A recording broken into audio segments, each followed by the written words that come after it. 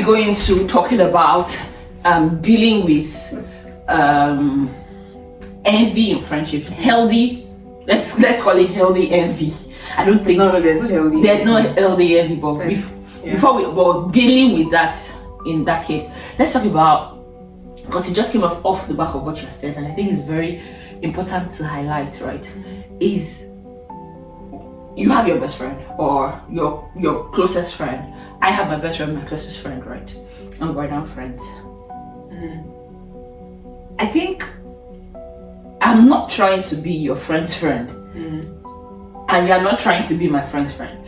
You know, so it's important to you don't have to be close friends with your friend's friends. Because that's also another burden. If it happens naturally, oh well and good. But because I found out that was a burden that I placed on myself a couple of years back. I felt that I needed, the word was needed. I needed to be close with my friend's friends, so we build this community of friendship.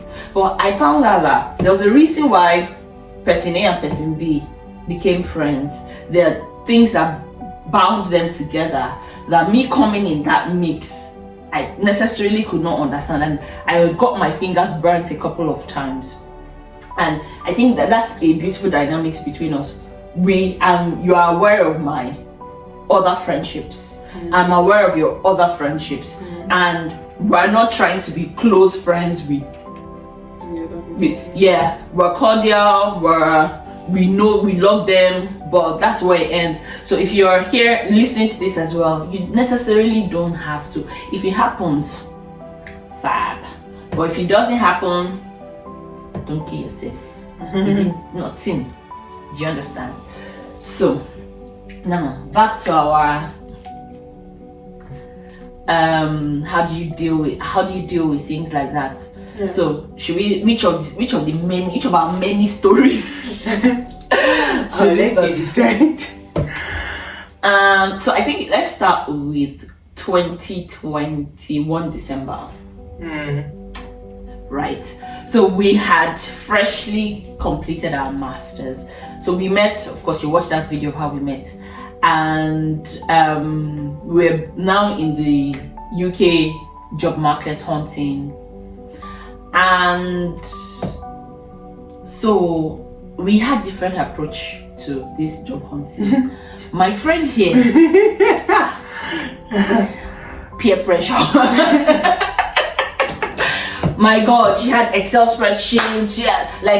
She has applied to this one. I'm like, hey God, I'm not sure I'm going to find this. I'm not sure in this life I'm going to find. I'm not serious with my destiny at all. You know, but that worked for her, right?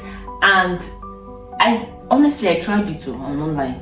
I think this is the first time she's hearing this, but I just felt so much pressure from trying to do that because we were in different phases. So I was very much in a clarity phase, but she had gone through that clarity phase and come out of it. She had more clarity. Okay, this is what I want to do, because both of us as well, we're not doing what we did for our master. So we came to this country thinking we wanted to change the world with whatever it is we came to study, and then right after I realized, oh my God, I don't want to do this thing. Oh no, right? But I was in that phase and she had come out of that phase, and me trying to use her approach was putting me under pressure. So acknowledge, and I think one thing that's helped us in our relationship is acknowledging when the other person is putting on the other person under pressure. I said, this you're doing is putting me under pressure, and we just say it and we laugh it over, and it diffuses whatever pressure is there. We just say it and we laugh. But let's talk about good peer pressure, shall we?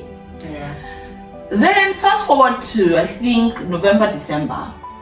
We are both in the same community. Somebody has sent a link to a job or something, and because I had, when you get to that point where everybody will get to that point. If you're everybody does. Yes, let me know. But you get to that point where you're like, you know what? I'm just tired. I'm not doing it again.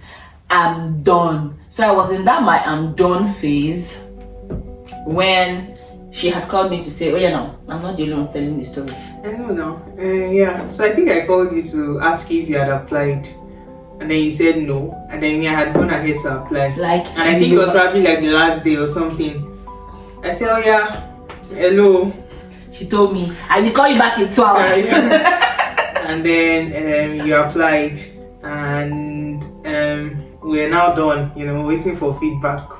It wasn't long after I applied. The way I always tell that story, I don't think that was how it actually happened, but I always exaggerate it to say I had not finished applying when they sent me rejection. I think it was like 1 week or 2 Yeah, it didn't take long. There was about in that so time. like I got a rejection. I was like, okay, fine. I was waiting for my own rejection, to be honest with you. She had now said, okay, if they rejected, it means they will reject me because I need.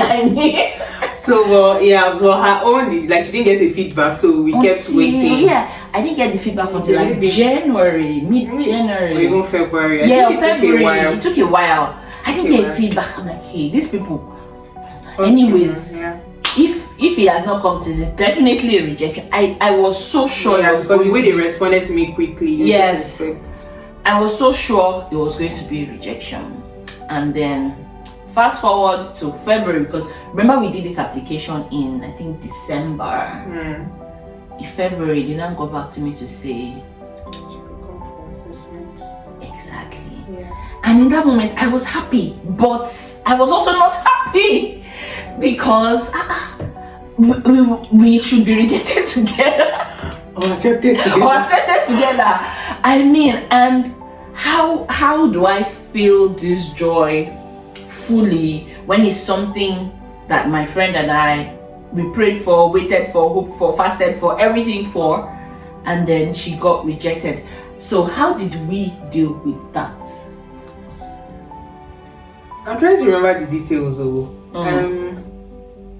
I think it's so, if I'm being honest, I feel like you are the one that is always, you are very conscious of these things. It's not like I'm not conscious.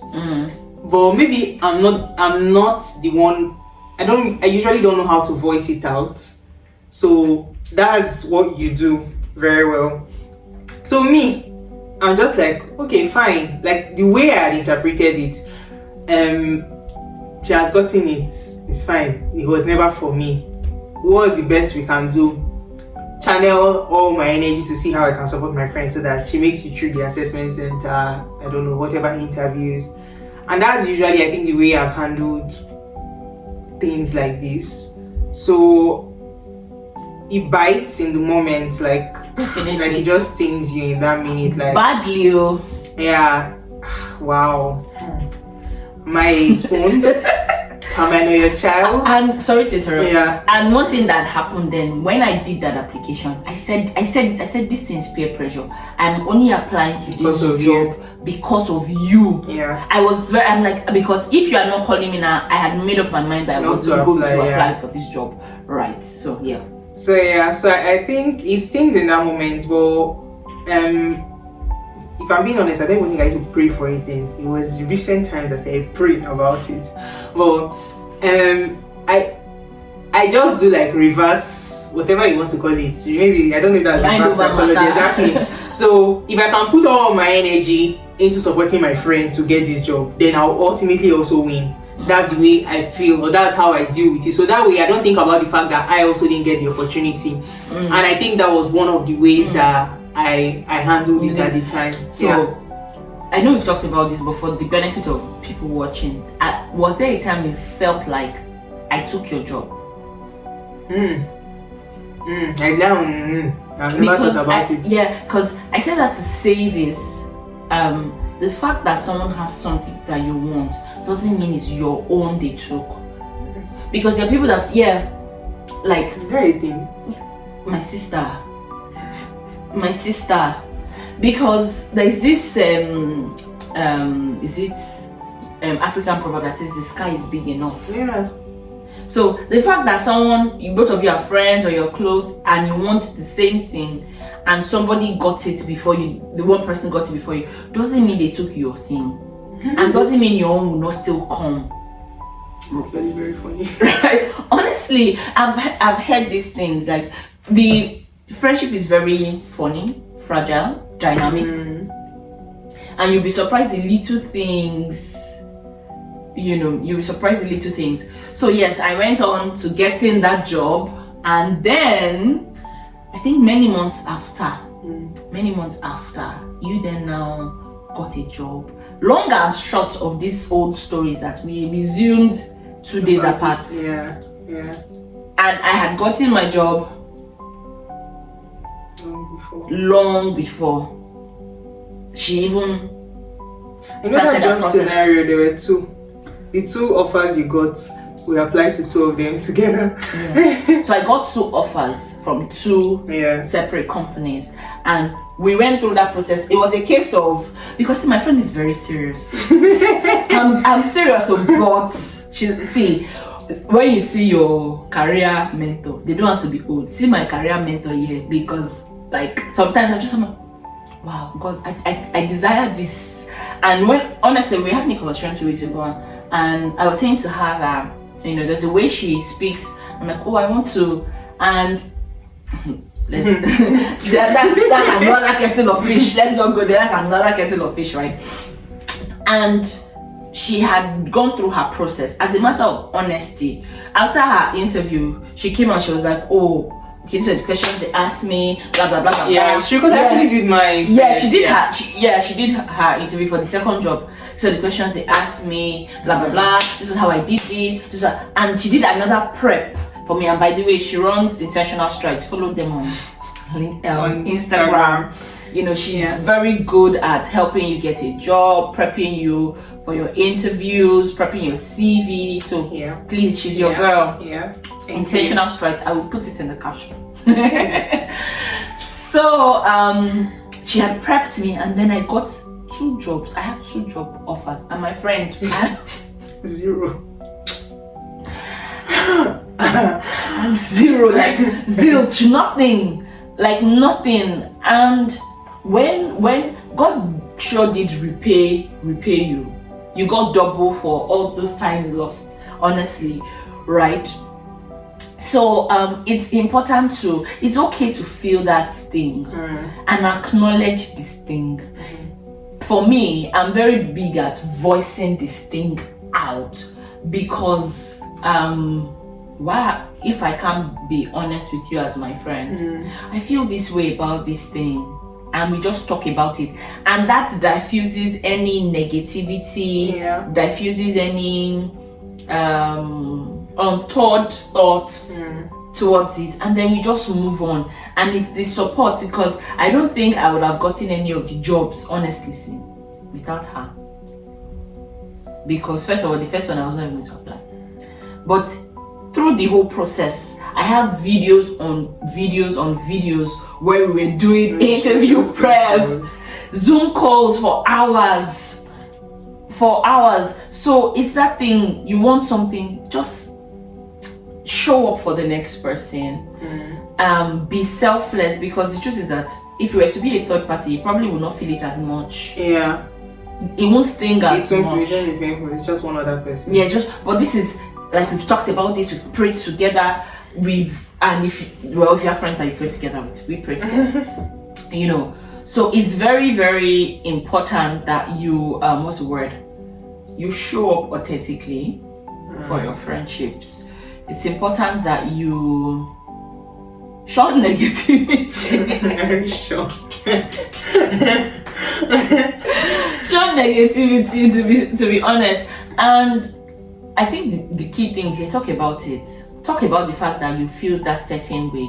Both of you are waiting to get into a relationship. One person went ahead and left you behind and found man before you. Talk about it, right?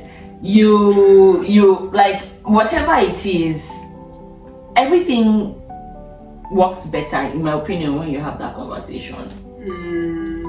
Abi, is it everything? It does. Especially if the person is your friend.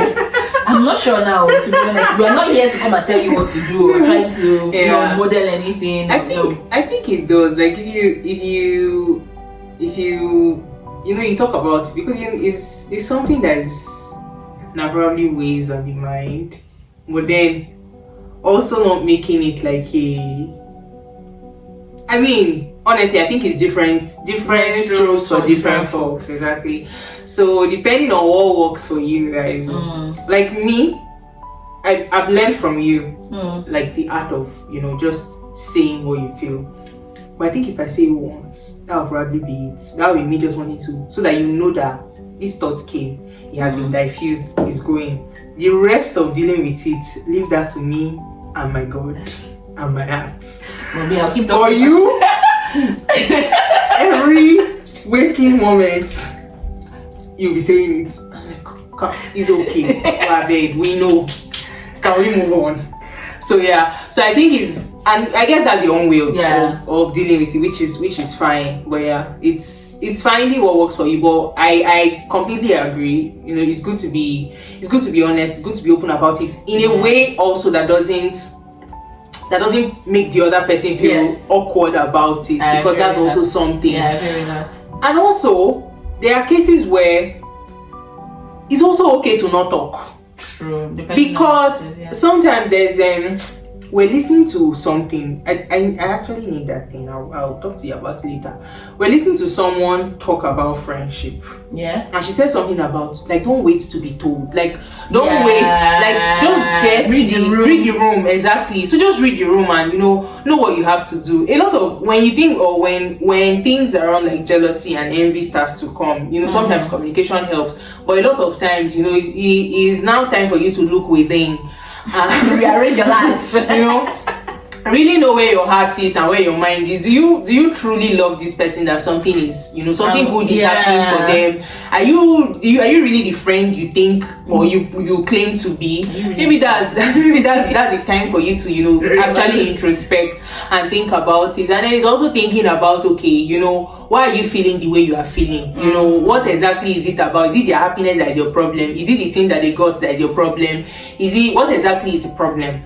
And then just think about it as another way of stretching yourself, stretching your relationship, maybe improving your relationship with God, and just like setting your heart right.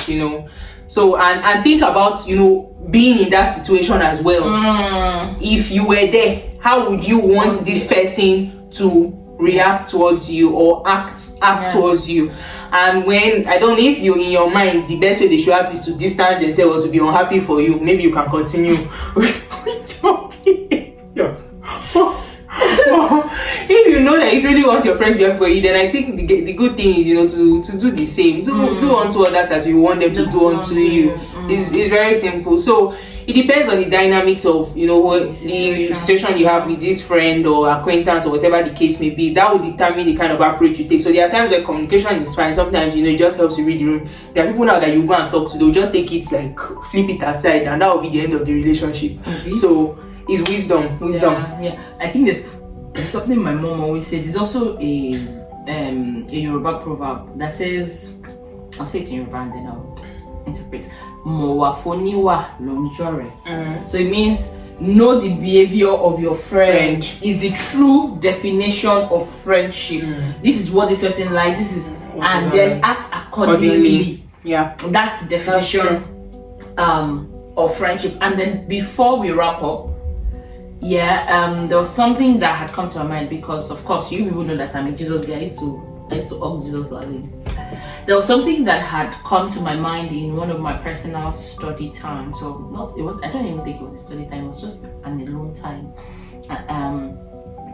And the Holy Spirit said to me that some of the things that we want, like some of the negative, these emotions, are positivity that the enemy has flipped. For example, you're envious that your friend got a job. It clearly shows you want a job, right? So it's not the fact that your friend got a job that's a problem. It's the fact that you want a job, you haven't gotten a job, and somebody around you has the job. Got a job, yeah. So why not leave the person at their job and focus with God, that God, you need your own. Thank you for doing this for this person, but and it's okay to say that.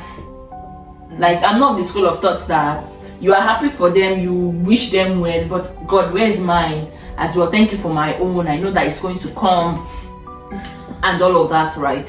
So don't let the devil flip what is supposed to be good and make it something bad for you, right?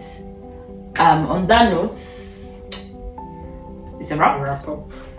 Thank you for listening. Thank you, So Maureen. nice. Like, I had a blast doing this. A good time doing it's this. great. Don't forget to like, share, and subscribe. Thank you very much. Yeah, please like, share, and subscribe. Let Please. our channel grow. Thank you. All right. Yeah. Bye. Bye.